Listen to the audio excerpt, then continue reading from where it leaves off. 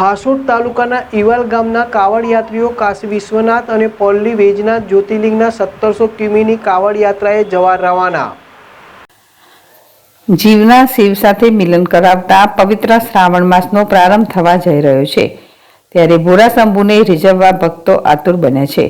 પવિત્ર શ્રાવણ માસ દરમિયાન કાવડ યાત્રાનું અનેરું મહત્વ છે, ત્યારે હાસોટના ઈલાવ ગામના કાવડ યાત્રીઓ કાશી વિશ્વનાથ અને પલ્લી વૈજનાથ જ્યોતિર્લિંગની કાવડ યાત્રાએ જવા રવાના થયા હતા। આજરોજ ગામના રામજી મંદિર, ભીડભંજન મહાદેવ મંદિરે, વેરાઈ માતા મંદિર અને હનુમાન મંદિરે દર્શન કરી હર હર મહાદેવના નાદ સાથે આ કાવડ યાત્રા પ્રારંભ કરવામાં આવી હતી।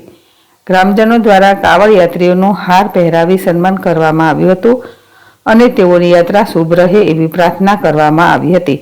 આ પ્રસંગે હાંસોટ તાલુકા પંચાયતના સભ્ય જયેશ પટેલ, આગેવાન ઉમેદભાઈ પટેલ, ગામના સરપંચ સભ્યો અને મોટી સંખ્યામાં ગ્રામજનો ઉપસ્થિત રહ્યા હતા।